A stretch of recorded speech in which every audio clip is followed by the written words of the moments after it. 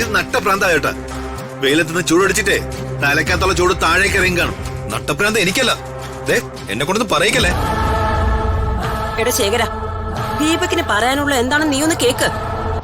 എന്നിട്ട് അവന് നട്ടപ്രാന്താണോ പാതിര പ്രാന്താണോ എന്ന് തീരുമാനിക്കാം. നീ പറയണം. അമ്മാവ, രാജു ഋതികയുടെ കഴുത്തിൽ താലി കെട്ടിയെന്ന് ഈ വീട്ടിൽ വെച്ച് ഋതിക പറഞ്ഞ് അമ്മാവൻ നിശ്ചയിച്ചുറപ്പിച്ച എന്റെ ഋതികയുടെ വിവാഹം മുടങ്ങിയ ദിവസം അമ്മാവൻ ഓർമ്മയില്ലേ? അന്ന് ഋതിക നമ്മളോട് എല്ലാവരോടും പറഞ്ഞത് നുണയായിരുന്നു അമ്മാവ. നുണയോ? എന്തുണ? ദീപക്കെ, നീ വെറുതെ പുതിയ ഓരോ കഥയായിട്ടൊന്ന് ചേട്ടനെ വെറുതെ കൺഫ്യൂഷൻ എടുപ്പിക്കരുതേ. ചെറിയ മാനൊന്ന് കുറച്ചേരം മിണ്ടാ നിൽക്കുന്നതിന് വല്ലതും വേണോ? ഞാനൊന്ന് പറഞ്ഞു തീർത്തോട്ടെ. ശരി, നീ പറയും. അമ്മാവ, രാജു ഋതികയുടെ കഴുത്തിൽ താലി കെട്ടിയെന്ന് പറഞ്ഞ് അവര് രണ്ടാളും നമ്മളെ വെറും വിഡ്ഢികളാക്കുമായിരുന്നു. ശരിക്കും അങ്ങനെ ഒരു സംഭവമേ ഇവിടെ നടന്നിട്ടില്ല. രാജു ഋതികയെ താലി കെട്ടിയിട്ടില്ല. എന്റെ ഈശ്വര, സത്യമാണോ മോനെ നീ പറയുന്നേ? അതെ അമ്മേ. ആ കുട്ടികളോട് ദീപകിന് വൈരാഗ്യം ഉണ്ടെന്ന് എനിക്കറിയാം. എനിക്ക് മാത്രല്ല, ഈ വീട്ടിലുള്ള എല്ലാവർക്കും അറിയാം.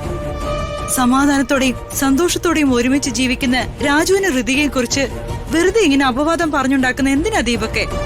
ഞാനുള്ളത് പറയുമ്പോ നിങ്ങൾക്ക് എല്ലാവർക്കും പൊള്ളൂന്ന് എനിക്ക് അറിയായിരുന്നു. ഞാനിതൊക്കെ പ്രതീക്ഷിച്ചു. ദീപക്കിനിങ്ങനെ ആരെക്കുറിച്ച് അപവാദം പറയേണ്ട കാര്യമൊന്നുമില്ല. കൃത്യമായ തെളിവുകൾ സത്യസന്ധമായ രീതിയിൽ എനിക്ക് നിങ്ങളുടെ മുമ്പിൽ എത്തിക്കാനുണ്ട്. ആ തെളിവുകളുടെ അടിസ്ഥാനത്തിൽ തന്നെ ഞാൻ നെഞ്ചു വിരിച്ചു നിന്ന് രാജുവിന് ഋതികയ്ക്കെതിരെ സംസാരിക്കുന്നത്. എങ്കിൽ നീ തെളിവുകളെടുത്ത് നിരത്തി ദീപക്കെ, ഞങ്ങളും കാണട്ടെ. കാണിക്കാം. അമ്മാവ, രാജുവിന് ആക്സിഡന്റ് സംഭവിച്ച് ഓപ്പറേഷൻ ചെയ്ത് മുകളിലേക്കോ താഴേക്കോ എന്ന് ഉറപ്പില്ലാതെ അവൻ ആശുപത്രി കിടന്നപ്പോ അവന് വേണ്ടി പ്രാർത്ഥിക്കാൻ ഋതിക ക്ഷേത്രത്തിൽ പോയി.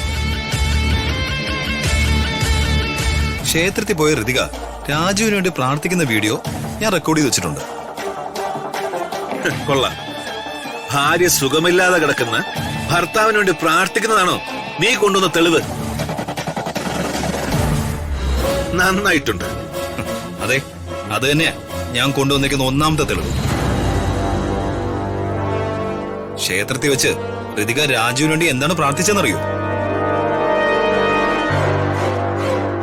എന്താടാ മോനെ അവള് പ്രാർത്ഥിച്ചത്? രാജു അവളുടെ കഴുത്തിൽ താലി കെട്ടിയെന്ന് അവള് പറഞ്ഞത് നുണയായത് കൊണ്ടാണ് രാജുവിന് ഇങ്ങനെ ഒരു ആക്സിഡന്റ് ഉണ്ടായെന്ന് അവള് ക്ഷേത്രത്തിൽ വെച്ച് ഏറ്റുപറയുന്ന ഒരു വീഡിയോ എന്റെ കയ്യിലുണ്ട്. ആഹാ, അത് കൊള്ളാലോ. അപ്പൊ ഇത്രയും നാളും രാജുവും ഋതികയും കൂടി നമ്മളെയൊക്കെ പൊട്ടന്മാരും പൊട്ടികളും ആക്കി. വിവാഹം കഴിഞ്ഞെന്ന് നുണ പറഞ്ഞ് ഒരുമിച്ച് ജീവിക്കുകയായിരുന്നു. അയ്യോ, ഇതൊക്കെ ആരെങ്കിലും അറിഞ്ഞാ നമ്മളൊക്കെ എങ്ങനെ പുറത്തിറങ്ങി നടക്കും?